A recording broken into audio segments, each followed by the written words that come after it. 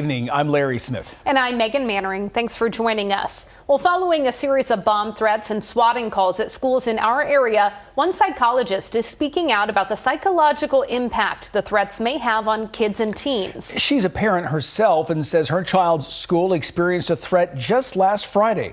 Evening Edition's Annie Brown has more.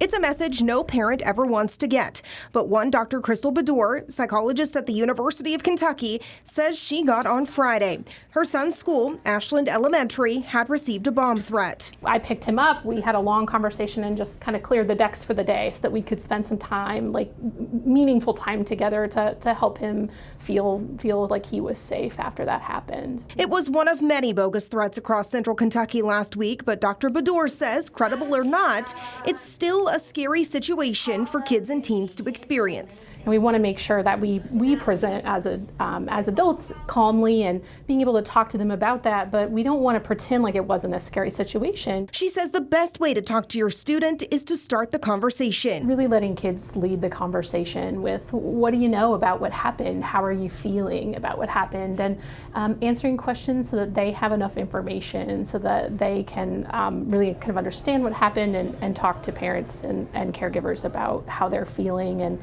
ways that they can feel safe. And remind them that school is a safe place. What we can do is talk about the fact that we do everything we can to prepare for situations that could be dangerous. So, right, they do drills in school, the teachers are all prepared.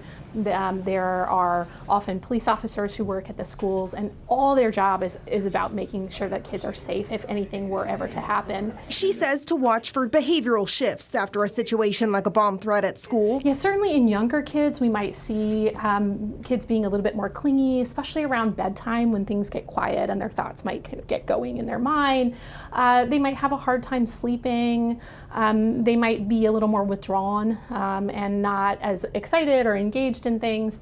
And when we think about older kids and adolescents, they may have a harder time talking about it. And so it might be more important to just kind of monitor their behavior and see if they're willing to talk about it. And while it's important to be aware of your child's feelings and needs, Badour says it's important to be aware of your own, too. Reaching out to people who are close to you, talking with someone, and if you're finding that you're having a hard time sending your kids back to school, that might be something that's worth talking with someone about, either at the school or you seeking help from a professional down the road as well. In Lexington, Annie Brown, Evening Edition.